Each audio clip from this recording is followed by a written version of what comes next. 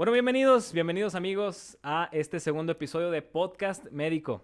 En esta ocasión tenemos con nosotros un increíble invitado, un honor que esté con nosotros, el doctor Eduardo Cepeda. El médico que está aquí con nosotros es especialista en ginecología y obstetricia y tiene una subespecialidad en materno-fetal. Doctor, platíquenos, ¿cómo está? Muy buenas tardes, gracias Víctor por la invitación. Pues todo en orden. Todo tranquilo, Trabajando. Doc. Excelente.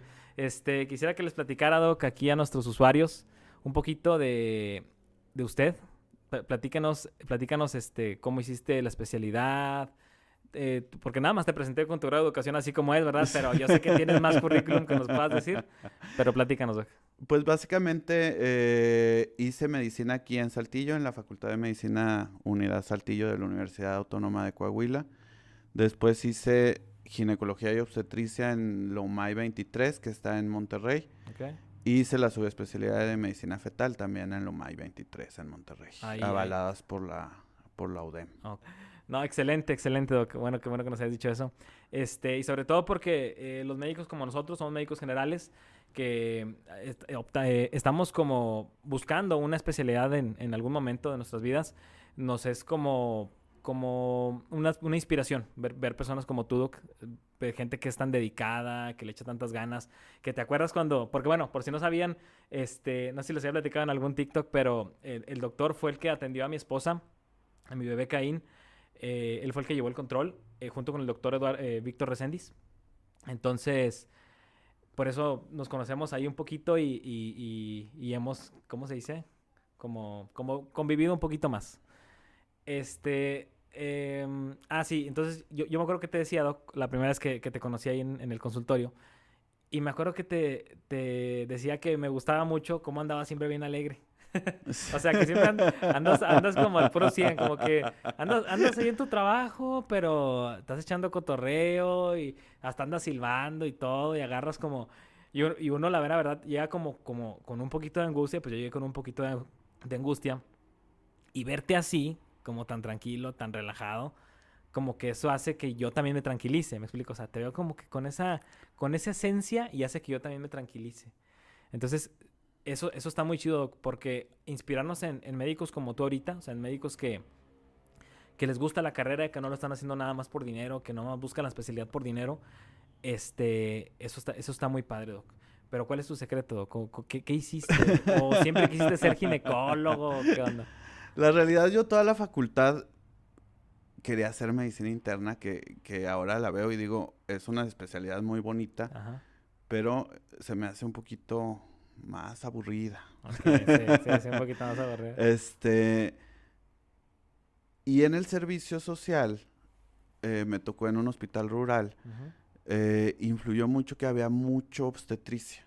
Entonces realmente me fui por el área de obstetricia por el servicio social. O sea, estando ahí fue donde O sea, dijiste... estando ahí dije, oye, es que la medicina interna sí es mucha ciencia y todo, Ajá. y al final dije, pero esto es, o sea, es más bonito, Sí. más divertido, más dinámico, o sea, hay cambios de un momento a otro, entonces, La adrenalina también. hay ¿No? también más Aparte. adrenalina. Y después ya durante la especialidad, pues me fui más por lo fetal, ¿verdad? Por el diagnóstico prenatal. La realidad es de que yo siempre batallé mucho. De hecho, en la subespecialidad, soy alguien que se ríe mucho. Siempre, o sea, siempre me estoy riendo. Y entonces muchas veces uno de mis mejores maestros me decía, es que no te estés riendo, esto es serio y esto. Y realmente muchas veces que nosotros damos malas noticias, sí me cuesta la cara de seriedad, Okay, sí.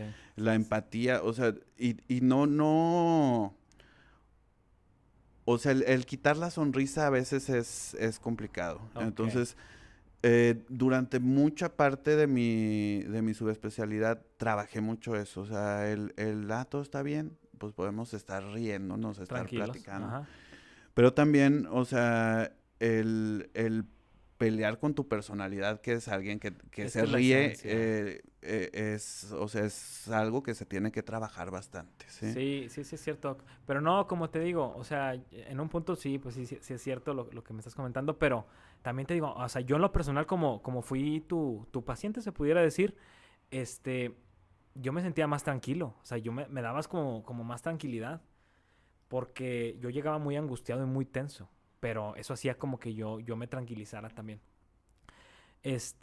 Y bueno, para entrar un poquito en contexto y comentarles, lo que pasa es que mi bebé, mi esposa, nace, para entrar un poquito más en contexto y comentarles, lo que pasa es que mi esposa tenía un mioma, entonces ese mioma impedía que mi bebé estuviera creciendo correctamente. Gracias a Dios que no ocurrió nada más, o sea, solamente fue la restricción del crecimiento, pero no afectó ni a su cerebro, ni a sus órganos, ni nada. Entonces el doctor Cepeda, yo dije, tengo que buscar a huevo al más chingón de Saltillo. Dije, tengo que buscar a la mera punta de Saltillo. Y, y lo que hice fue que me puse ahí a preguntarle, hablé con el doctor Víctor Reséndiz, un saludo al doctor Víctor. Y le dije, Doc, ¿quién? No, dijo, pues es que inmediatamente tienes que irte con el doctor Cepeda. O sea, de aquí de Saltillo, la mera verdad, el que te puede ayudar. Y porque pues, realmente lo conocen, Doc. O sea, fuera de esto, lo conocen aquí, se escucha de usted en Monterrey, donde tiene pues bastante renombre. O sea, bastante renombre. Y sí, él gracias a Dios que me pudo dar el seguimiento a mi bebé de todo lo que necesitábamos. Y salió todo bien, Doc. Pues sí. Eh, Siempre en medicina fetal, la patología, digamos, o la principal causa de muerte fetal es la restricción del crecimiento intrauterino. Entonces, después digamos, de la valoración anatómica y todo, tenemos que ser muy precavidos con el crecimiento de los bebitos, porque esos bebitos tienen que tener un seguimiento totalmente diferente, ¿sí? Y tenemos que estar bien al pendiente de cómo está el bebito hemodinámicamente, es decir, cómo fluye la sangre adentro del bebé, para nosotros poder decidir cuándo es el momento más apropiado para el nacimiento de ese bebé. Okay. Afortunadamente, por ejemplo, en el caso de Caín, que es un bebé que vimos con restricción del crecimiento desde las 26 semanas más o menos, logramos llevarlo hasta la semana 37, ¿verdad? Pero como yo les decía y se los explicaba más o menos ahí con las gráficas y con las calculadoras fetales y todo, o sea, de una semana a otra yo les podía decir, ¿saben qué? Ya lo tenemos que sacar y te internas, sí, ¿verdad? Qué angustia. O sea, te internas y esta semana estamos bien, la siguiente a lo mejor ya tenemos a Caín afuera, ¿verdad? Sí. Afortunadamente llegamos al término, ¿verdad? Que eso es siempre el objetivo en la restricción del crecimiento. Pero muchas veces tenemos que, pues, optar por sacar a lo mejor un prematuro con todas las complicaciones que puede tener un prematuro, sí, cuando ya la vida del fetito está más en riesgo adentro de la mamita. Por ahí, por ejemplo, tuvimos un caso de una paciente, creo que el bebito ya está afuera, ya tiene casi un año, se llama Santiago. Creo, no estoy 100% seguro.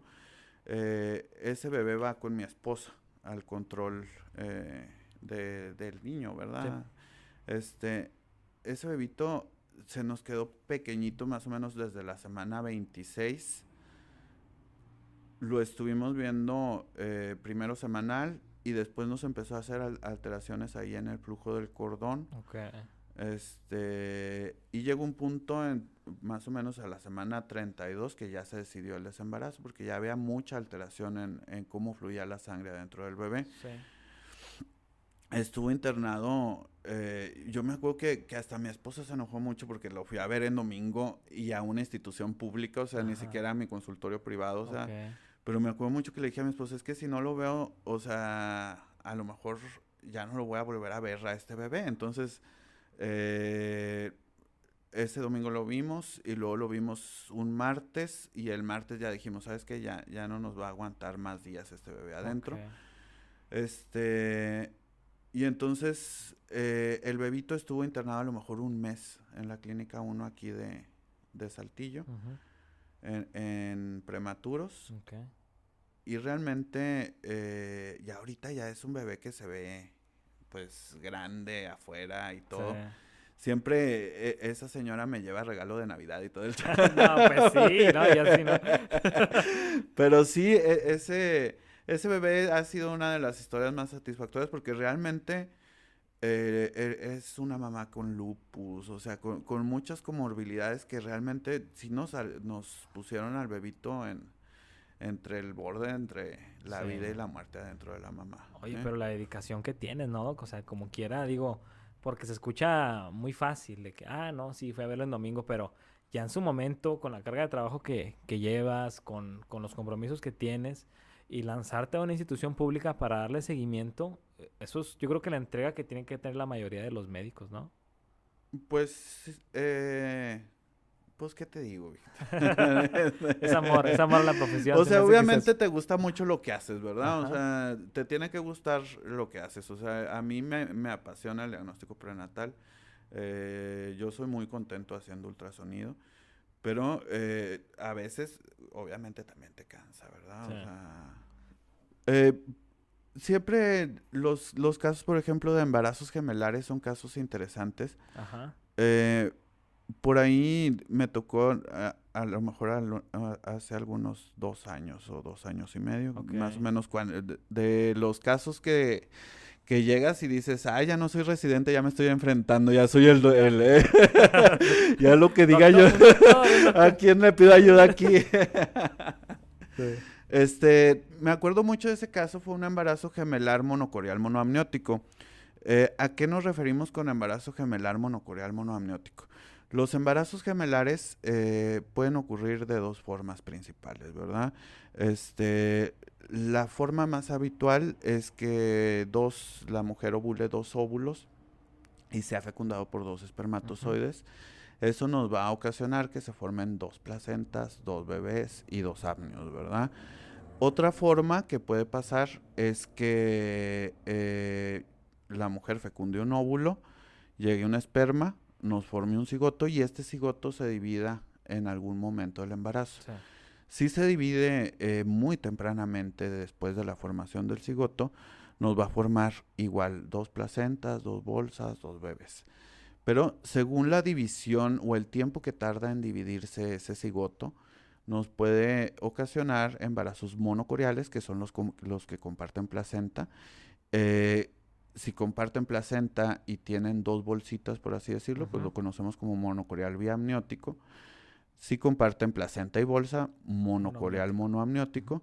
Y el caso extremo, ya cuando el cigoto se separó muy tardíamente, pues van a ser los gemelos siameses, los gemelos que están pegaditos. Ok. Este, siempre los gemelos que comparten placenta les tenemos que llevar un seguimiento diferente, ¿sí? Y les tenemos que llevar un seguimiento diferente porque la placenta es un órgano vascular, es decir, hay muchos tubitos con vasos Sí. sanguíneos. Entonces, puede pasar que alguno de los bebitos le esté mandando sangre de más a otro, o que algún bebito desarrolle anemia o alguna situación semejante. Bueno, ese que fue de mis primeros casos aquí cuando llegué a Saltillo, fue un embarazo gemelar monocorial monoamniótico, con un bebito que tenía algo que nosotros conocemos como isomerismo. Y un bebito sano, ¿verdad? Un bebito con una malformación estructural mayor y un bebito sano. Este, el isomerismo viene siendo una malformación cardíaca cuya característica principal es, digamos, que los órganos están volteados. Ujú. Sí, sí, te acuerdas Sí, sí, sí. algo de eso Ajá. en la facultad, ¿verdad? Este, entonces, ese bebito aparte tenía una cardiopatía compleja, y después nos hizo una anomalía o una complicación del embarazo gemelar monocorial que conocemos como restricción del crecimiento intrauterino selectivo. Es decir, el bebito con la malformación estructural mayor se nos empezó a quedar más pequeñito de lo habitual Ajá. y nos hizo posteriormente un tipo 2, o sea, ya nos tenía con ausencia de diástole. Entonces, a esta señora se le ofreció ir eh, a un centro de cirugía fetal para valorar la condición de ese fetito. La señora se quedó por aquí, finalmente se decidió el desembarazo, se fue a la UMAY 23 y el bebito Ok. nació en la 23. El Ok. bebito, digamos, sin malformación estructural, pues vive y por allá anda. Y el otro bebito, pues lamentablemente falleció. Pero sí, siempre en los embarazos gemelares, lo más importante que tenemos que hacer fuera de buscar alguna otra cosa es definir la corionicidad. Porque un embarazo monocorial lleva un control totalmente diferente a un embarazo que cada uno de los bebitos tiene su placenta. Pero bueno, ya después de esta pausita que tuvimos, Doc, eh, las mujeres, yo creo que su principal miedo una vez que están embarazadas es sobre todo tener un embarazo de alto riesgo, porque siempre la mujer es una angustia para el esposo y para la mujer que está embarazada, porque siempre en todo embarazo hay como un episodio nuevo en el que algo pasa, en el que, por ejemplo, a mi esposa, lo del crecimiento, la restricción de crecimiento, o que sale una urolitiasis, como también le pasó a ella. Entonces siento yo que siempre es una angustia de la mujer el estar embarazada. Y de los principales miedos es que tengan algún embarazo de alto riesgo. ¿Alguna recomendación, Doc, tú como experto que des, que le digas a las señoras, no hagan esto porque si no van a tener un embarazo de alto riesgo más probablemente? ¿Algo así, Doc? Mira, hay muchas pacientes sanas que realmente son sanas, completamente sanas, que Ajá. no tienen ninguna enfermedad, Parece que que ni se son embarazaron. delgadas, que tienen, o sea, que tienen una dieta saludable Ajá. y que no podemos hacer nada para decir, ¿sabes qué? Tienes alto riesgo de desarrollar preeclampsia por alguna situación. Ok. Porque tus arterias uterinas están anormal o porque hay alguna alteración en los marcadores bioquímicos que podemos pedir también para preeclampsia. Ujú. Entonces, yo creo que más que tenerle miedo a hacer un embarazo de alto riesgo, o sea, hay que estar conscientes desde el inicio del embarazo de las condiciones que padece o si se encuentra algo, sobre todo en el estudio de las 11-14, Ujú. ver qué caminos o qué opciones le podemos dar a esa paciente para tratar de disminuir ese riesgo, ¿sí? ¿Cuál es el estudio, Doc, del 11-14? Este, el estudio de las 11-14 es el estudio que nosotros conocemos como ultrasonido genético. Ujú. El objetivo principal, el principal de ese ultrasonido es buscar ciertos marcadores que nos pudieran orientar a que el bebito tenga algún problema, sobre todo de origen genético, como Ujú. síndrome de Down. Buscamos ahí, por ejemplo, la translucencia nucal, el huesito de la nariz, el flujo por un tubito que se llama ductus venoso, ciertas características del corazón. Descartamos malformaciones también, malformaciones estructurales, sobre todo mayores. Sí. Pero también hacemos, por ejemplo, un cálculo de riesgo para preeclampsia, combinando factores maternos, factores raciales. En algunas ocasiones tenemos oportunidad de tener algunos marcadores bioquímicos y las arterias uterinas, perdón. Que las arterias uterinas son los tubitos que llevan sangre al útero, Ujú. ¿sí? Entonces, combinando todo esto, podemos clasificar a las pacientes, por ejemplo, en alto riesgo de desarrollar enfermedad placentaria de inicio temprano, Sí. que básicamente sería la preeclampsia temprana o la restricción del crecimiento intrauterino temprano, o podemos clasificar como una paciente de bajo riesgo, Ok. ¿sí? Entonces, realmente es muy importante conocer la condición de la paciente, o sea, por ejemplo, pacientes de más de 35 años, pacientes diabéticas, pacientes con enfermedades reumatológicas como lupus eritematoso sistémico, Ujú. artritis reumatoide, pues estas pacientes ya las clasificamos como alto riesgo, Sí o sí, ¿sí? ya no hay de otra. Sí o sí, o sea, pero, o sea, también hay oportunidad a lo mejor de hacer ciertos cambios en el estilo de vida, ciertos medicamentos que nos pudieran ayudar a disminuir el riesgo en esa paciente, este... Y también está la otra cara de la moneda, ¿verdad? La paciente sana que nunca ha tenido ninguna enfermedad y en algún momento del embarazo eso nos cambia.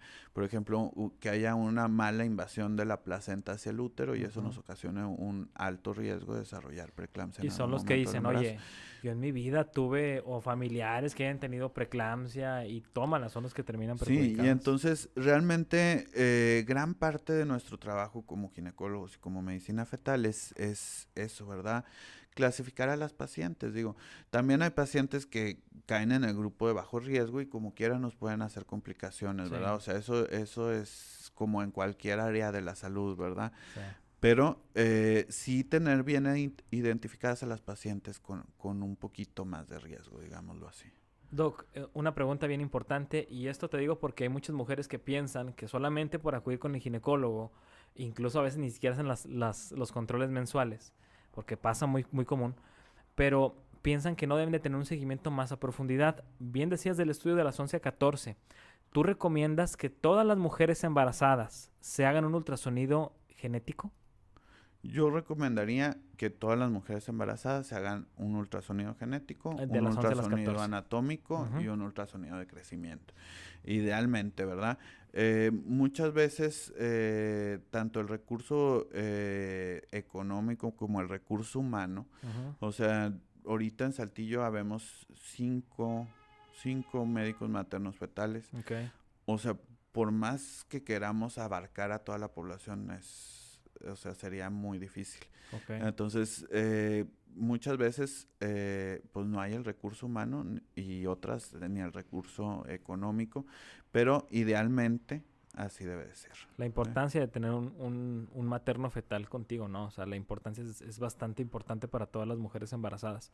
Y como te decía, o sea, muchas llevan su control, ahora sí, como se dice, como con los pies, y dejan al lado la importancia de lo que es la medicina materno-fetal, que es demasiado importante. Yo siento que tiene que ir siempre de la mano, o Y sea, es que fuera de cualquier cosa, o sea, la paciente embarazada es una paciente hasta cierto punto complicada, o sea, si tú ves al promedio de pacientes embarazadas, la mayoría han ido con más de un ginecólogo en su control prenatal. ujú, Este, y muchas veces eso hace que la paciente lleve un mal control sí, prenatal, o sea, sí, sí. porque están cambiando de opiniones muy rápido, o sea, de un mes a otro ya cambio de ginecólogo y Sí. luego al otro mes ya voy con otro.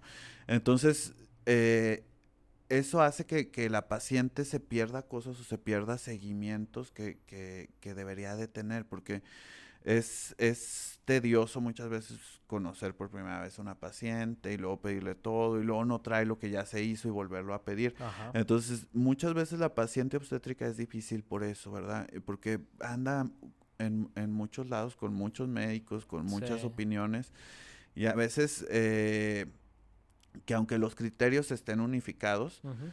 se pasan cosas del control prenatal que debería de tener la paciente. De acuerdo.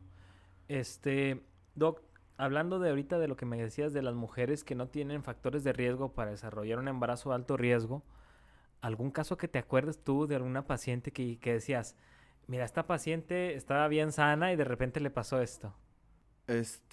Por ahí hay algún caso de una paciente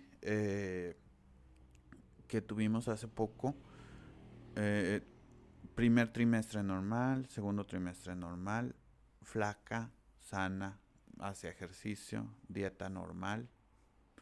Y el bebé nos hizo restricción del crecimiento Del crecimiento. intrauterino. ¿Y por qué la hizo? Y ¿Por qué la después hizo? la mamá nos hizo preeclampsia severa, ¿verdad? Ok, Digo, el bebé bien, la mamá bien, ok. pero, o sea, realmente a veces, pues a veces, o sea, Pasa porque a veces pasa. pasa porque Es pasa, o el sea, destino, ahora sí como sí, o dicen. sea, a veces no, o sea, no, aunque hayamos hecho todo y revisando imágenes y revisando laboratorios y Sí. revisando, y a veces dices, bueno, pues es esa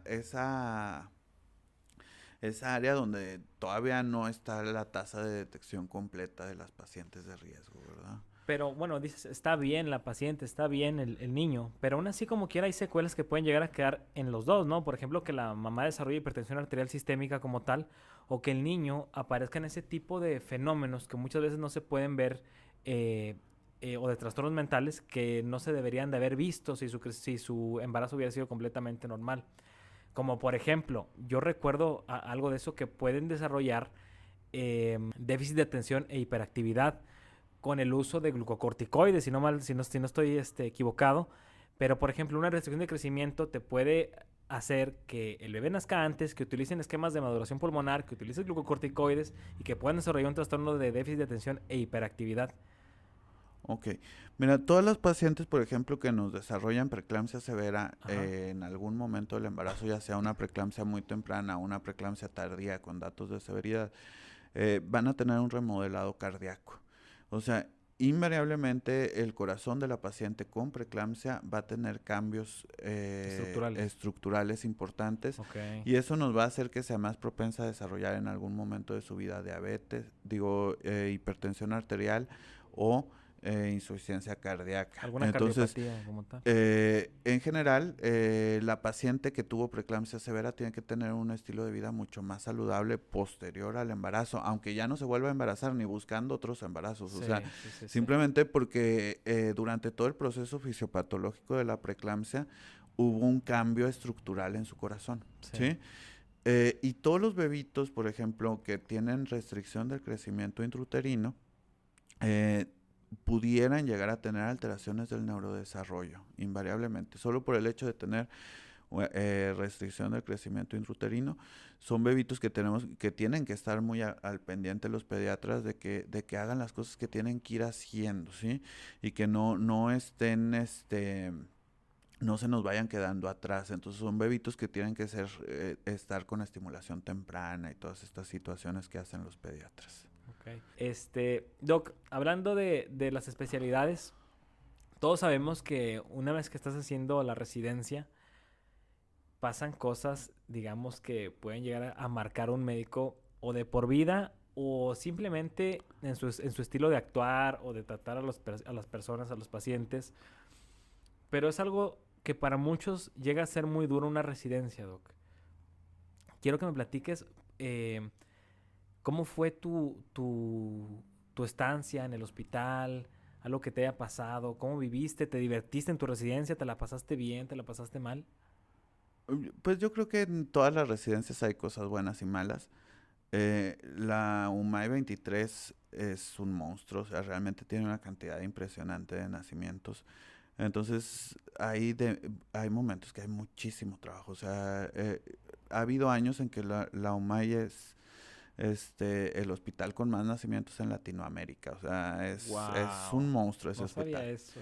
eso, ¿eh? Entonces, a veces agarras al residente superior mala onda que se aloca, Sí. que te rompe las notas, esas situaciones. ¿A poco A te... veces, algunas veces, pues yo creo que fui algún residente que se alocó con sus RMs.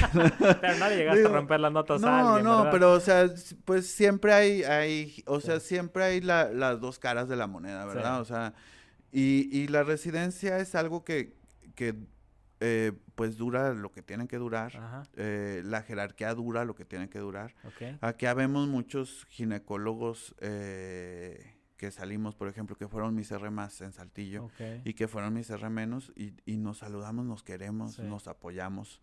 Este... No se sacan la lengua ni nada. Eh, no, yo por ejemplo a mis R más que están aquí, que ahora son mis amigos, el doctor Carlos Farid, el doctor Iván Rosales, que es uroginecólogo y es oncogine, que fueron mis R más directos, o sea, Sí. eran mis R4 y yo era R3, Ujú. pues nos llevamos súper bien, o sea... Y con mis R menos también, yo a veces fui medio explosivo también, Ajá. como R más. Ay, no te veo, Doc. Este, Eres no, no, pues tienes tus momentos, Sí. ¿verdad? Acuérdate que en la residencia estás cansado, No has dormido, no no has has dormido, comido. no has comido, todos tienen sus momentos, ¿verdad? O sea, y hay veces que algo te molesta mucho y realmente no, o sea, tanto tu R más que te regañó y te rompió una nota, pues realmente cree que lo que hiciste estuvo muy mal. O sea, Ajá. llega un punto en la residencia en donde tú dices, es que yo vivo en esto, o sea, estás ahí todo el tiempo, o sea, entonces realmente tienes todo el tiempo para dedicar para que todo salga lo mejor posible, o sea, y tanto el R más ogro como el R más buena onda quieren que salga lo mejor posible. Entonces, sí hay cosas feas, ¿verdad? Hay regaños, hay eso. Pero alguna historia sin decir nombres para no raspar muebles. No, fíjate, se me hace que o sea, sí tuve algunas situaciones que te decían, no, todo está mal hecho. Y tú, pero es que llegué temprano y lo hice bien. Y sí está bien, o sea, y hay veces que también, o sea, un residente se equivoca, ¿verdad? Sí. O sea, yo me acuerdo mucho que en algunas ocasiones en las pacientes de histerectomías, ya así todo dormido, hacías la nota y decías útero buen tono, pues no, ¿verdad? O sea, pues ya no tiene útero, ¿verdad? Pero, o sea, son situaciones del mismo cansancio, pero sí, siempre va a haber la residente que llega y todo está mal, Sí. aunque te esfuerces. Y también se le aprende, ¿eh? También aprendes de esas situaciones, o sea, y aprendes ciertas cosas buenas. O sea, yo creo que todos los médicos, o sea, hasta el más explosivo como el más tranquilo, tienen cosas buenas que aprenderles. O sea, entonces, así decir, me acuerdo mucho de este momento Sí. o Fueron sea, muchos y digamos que fueron nada tampoco que muchos te ha llegado personalmente. y realmente así que diga, o sea, repercutió en mi personalidad como Ujú. para tener un odio interno, Sí, sí, no. porque eso yo he visto, o sea, he visto que, y que se acuerdan o que ¿cómo se dice? Se ensañan Sí. con otras personas, con otros médicos. Y eso pues está mal, pero como yo te digo, siento que tu personalidad en parte es esa, es como que, ya me dijiste, pero ahí quedó, o sea, ahí quedó, yo sigo en mi camino, sigo Es creciendo que profesionalmente. nunca nos enseñan a enseñar, o sea, ese es un problema real de la medicina. O sea, nunca nos enseñan a enseñar. Sí, es O cierto. sea, y puedes agarrar dos caminos, o sea, la enseñanza con el látigo y te tienes que saber esto, y a tratar de enseñar como te hubiera gustado que te enseñaran, Ajá. este, o puedes andar oscilar, porque el ginecólogo, pues a fin de cuentas, tiene una personalidad oscilatoria, Sí. digamos, entonces puedes oscilar entre el muy buena onda y de repente también eh, Depende cómo esté la guardia, ¿no? de repente cómo está la guardia. Entonces, realmente yo creo que esa es una deficiencia en general de todas las especialidades, Sí.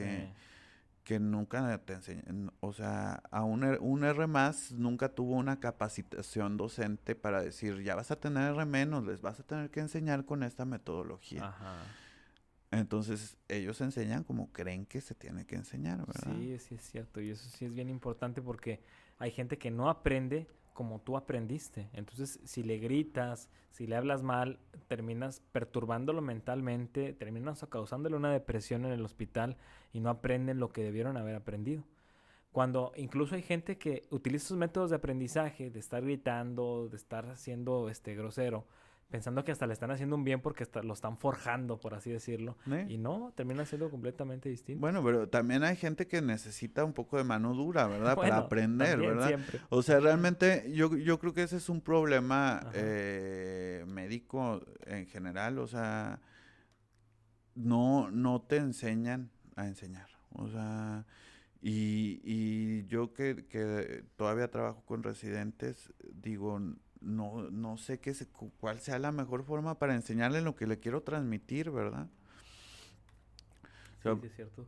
es complicada. Pero, Doc, la pregunta que te queríamos hacer, todo mundo que te está viendo aquí. Nah. No, no, no es cierto, no, es broma, es broma.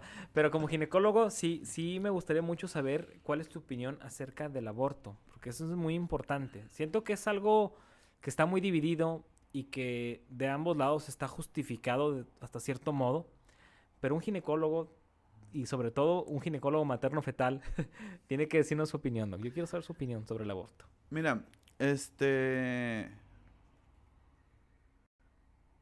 yo veo muchos bebitos con problemas y con problemas muy severos. Ajá. Normalmente, digamos que el 4% de los bebés tiene alguna malformación, ya sea malformaciones estructurales menores o malformaciones estructurales mayores. El 4%. Yo creo que en mi consulta yo estoy viendo a lo mejor un 30%. Ok. O sea, te estoy hablando de que veo mucho bebito con problemas, Ujú, que van desde cosas muy sencillas hasta cosas muy severas. ujú.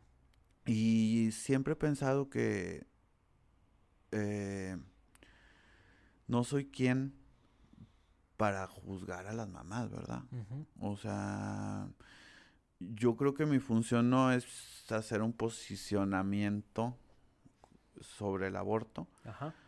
sino hablar del pronóstico que tiene el bebé. Ok. ¿Sí? O sea, yo siempre voy a ser un defensor de la vida porque todos los que estudiamos medicina entramos con ese plan, Ujú. pero a fin de cuentas no somos tampoco juzgadores, ¿verdad? No debemos de juzgar a las mamás. Creo que es una decisión individual y soy defensor de la vida. Defensor de la vida. Sí, sí, y tienes razón, Doc, porque muchas veces las juzgan por lo mismo y dicen que cómo fuiste capaz de acabar con la vida de... No, pero es que tienen que tomar en cuenta también la situación en la que va a entrar la mamá, lo que va a pasar con el bebé una vez que nazca, dependiendo del pronóstico, con las carencias que va a tener, incluso que a lo mejor ni siquiera se va a poder desarrollar mentalmente, este, o sea, son muchos factores que tomar en cuenta. Pero a las mamás también les afecta, o sea, las mamás que van a estar todo el tiempo cuidando de ese bebé, a lo mejor que tiene un mal pronóstico, pues a lo mejor ahí es donde pudiera ser un poquito más entendible. Te digo, es algo que es multifactorial y es muy difícil decir qué está bien y qué está mal. Pero como quiera yo quería saber tu opinión, Doc, y me pareció muy interesante lo que me dijiste. No, no somos quien para juzgar. No somos quien para juzgar. Digo, a fin de cuentas, mi función es decir, el pronóstico en esta ocasión es malo o es excelente y hasta ahí se acaba mi consejería, ¿verdad? Ok. ¿No? Doc, ya nada más para terminar, quiero que me cuentes alguna anécdota, si tienes, de tu internado, cuando hiciste tu internado, algún caso que te haya pasado fuera de la ginecología, algo que te acuerdes. Ahí en el internado todo nos pasó lo que nos marcó. ¿Verdad que sí? Fíjate que yo hice el internado aquí en Saltillo. ¿En eh, dónde? Era del IMSS. Era parte de la Clínica 2. Ok. Y yo realmente también eso influyó mucho para que hiciera gine. Gine teníamos residentes, había Ujú. R1. Entonces, pues como que no caía toda la carga sobre el interno, pero yo me acuerdo mucho de medicina interna y era un piso de como 60,000 camas, no me... Y todos los pacientes estaban graves, ¿verdad? Y Sí, entonces todos los días. todos los pacientes estaban graves y pues un interno sí sabes muchísimo, ¿verdad? Pero sabes poco de medicina interna, entonces hacerte de repente cargo o Te la estar, tenías que estar un fletar. tiempo Sí. ahí en el piso de medicina interna, sí me traumó un poco. Ajá. Y dije, no, mejor interna no. Ahí fue donde dijiste, no, No, no, no, no. nunca. ¿Y te acuerdas de algún paciente en especial ahí que hayas tenido en piso? ¿Alguna noche que te hayan hablado?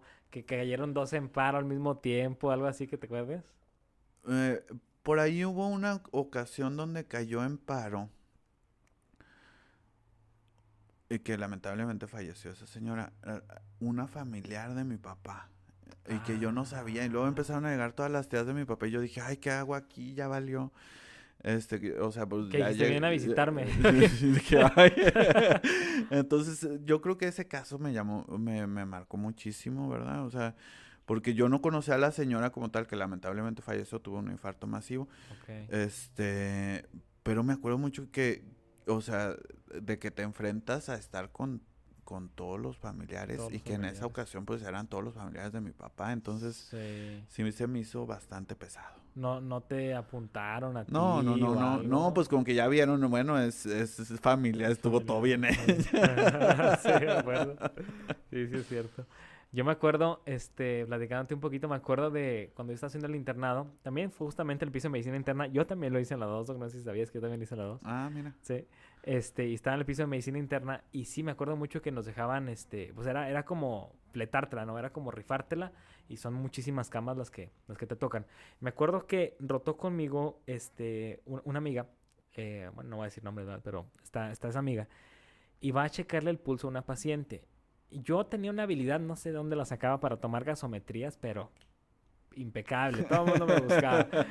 Entonces, me acuerdo que yo les dije, si están batallando con la gasometría, avísenme. Y yo les ayudo. Ok, muy bien. Y yo era el MIP 2, ellos eran los MIP 1. Entonces, va mi amiga, que estaba un poquito salada. Siempre todas sus guardias se llenaban, siempre había sus guardias, etcétera. La típica, ¿no? La típica salada. Entonces, va con esa paciente a tomar la gasometría. Entonces llega y le checa el pulso. Y la señora estaba platicando con los familiares, Doc. O sea, la señora estaba platicando perfectamente bien con los familiares. Les dice la interna, la doctora. Se me permiten afuera, le voy a tomar una gasometría, bla, bla, bla. No, que sí. Le checa el pulso. Y donde le checa, la señora empieza a hacerse para atrás. Y empezó a convulsionar, cayó en paro.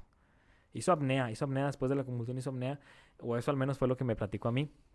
El chiste es que ella, pues bien asustada porque eran sus primeros días, por así decirlo, en el internado. Y nos empieza a hablar a todos. No, que venga, bla, bla, bla. Y corrimos todos. Pues, ¿qué pasó? Lamentablemente la señora falleció, ¿no? No salió adelante la señora. Pero me acuerdo mucho que ella estaba tan angustiada. En sus ojos se ve una mirada, o sea, de angustia tremenda. Porque los familiares la estaban apuntando. O sea, los familiares decían, es que yo estaba bien... Y ella de repente vino y mi mamá ya no está bien, no sé qué le hizo. La doctora ni siquiera la picó. O sea, ni siquiera le dio tiempo de hacerle la punción. Y la señora cayó en paro. O sea, ve que tan salada estaba la doctora. pero estuvo bien canijo esa vez. Y pobrecita, o sea, me acuerdo que estaba destruida. O sea, estaba destruida. Y ya después ella me platicó que toda la noche estuvo angustiada, que estuvo llorando, etcétera. Entonces, fue algo que digo yo... Como a veces los familiares... Ah, porque al final todavía, o sea, ya que falleció, ya te imaginarás los gritos afuera, estaba la hija y empezó a gritar, asesina, eres una asesina, eres una asesina. Entonces, pues pobrecita, o sea, si supieran realmente que ella no hizo absolutamente nada, no hizo nada, la señora tenía todas las comorbilidades del mundo, Tenía EPOC, tenía hipertensión arterial, diabética, aparte tenía obesidad, entonces... O sea, también, no quiero decir que era una bomba de tiempo, ¿verdad? Pero... Y pues estaba internada, ¿verdad? O sea, un paciente sano no está internado. Exactamente. ¿Verdad? Y todavía echar la culpa así siento como que hay que hacer un poquito de conciencia, amigos, también con los médicos, porque no se llega ahí tu familiar, no se llega el familiar ahí con todas esas enfermedades, vas a culpar al médico. No, la culpa la tiene el paciente por no haberse cuidado durante todos esos años para no desarrollar esa enfermedad. Y pues yo creo que nada más, Doc. Hasta aquí llegamos. Pues Muchísimas gracias, Doc, por tomarse el tiempo de estar aquí en este segundo capítulo. Yo quería tenerlo aquí conmigo. Ya lo había pensado desde antes. De hecho, había platicado con tu esposa, Doc. Y le comenté y dijo, oye, pues estaría padre, deberías hacerlo. Y pues como ya ves que tengo ahí las redes sociales de TikTok y ahí somos unos poquitos. Pero... Ya tenía muchas ganas de estar aquí. Quería platicar como un poquito más personal contigo. Con unas camarotas aquí enfrente. Creo que esto no es tan personal, pero... pero sí me has invitado una carnita asada. Un cafecito, ¿verdad? Algo aquí así. Oye, estaría bien traer un cafecito, ¿verdad? Aquí así. A lo mejor un café para... Un café, ¿verdad? Sí, la cafeterita pues, me la traigo. O sea, si van a estar viniendo gente, un café. Un café, sí. Bueno, y ya por último, para terminar esto, quería dejarles como quiera aquí el consultorio del doctor. Se llama Natalux, lo pueden buscar así. Si quieren un verdadero especialista y con un buen renombre, el doctor Eduardo Cepeda siempre va a ser una buena opción. Recuerden que todas las mujeres embarazadas, todas tienen que tener un seguimiento por la medicina materno-fetal y sobre todo para evitar complicaciones. Como mencionábamos, muchas veces no sabemos las complicaciones que puedes llegar a tener durante un embarazo porque pensamos que todo está bien. Pero el ultrasonido genético, el ultrasonido estructural, por ejemplo, tiene que ser indispensable para todas las mujeres. Entonces, una buena opción es Natalux.